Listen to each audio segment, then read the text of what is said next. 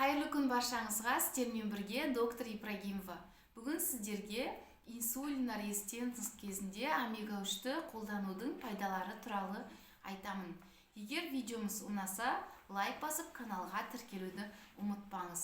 Инсулин резистентность дегеніміз бұл клетка беткейіндегі рецепторлардың инсулинге резистенттілігінің пайда болуы.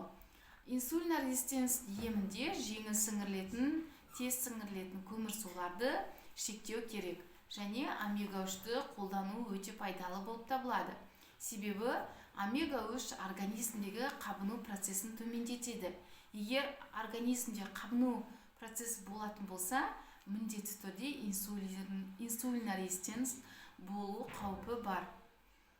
Ол омега-3 қабыну процесін төмендетеді, иммунитетті жоғарылатады және холестерин деңгейін реттеп, жүрек тамыр ауруларына алып келетін, атеросклероз, инсультке алып келетін тамыр қабырғасындағы бляшкалардың пайда болуына әсер ететін, тығыздығы төмен липопротеидтердің деңгейін төмендетіп, тығыздығы жоғары липопротеидтердің деңгейін жоғарылатады.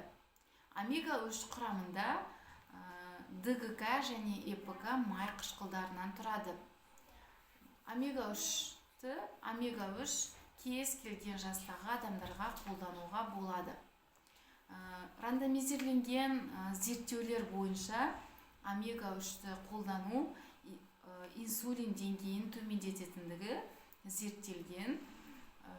Омега-3-ті балалар және үлкендер жүкті кезде де қолданса, жүкті әйелдер қолдануға болады.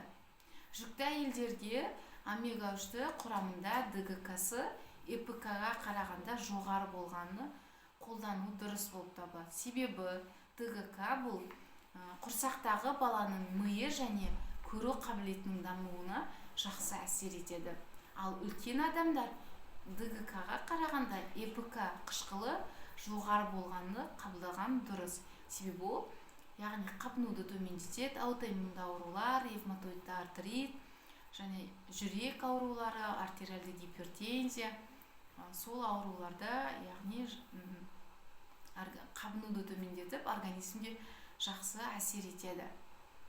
Омега-3 бұл майлы балық, скумбрия, лосось және масло с печеной трески соның құрамында болады.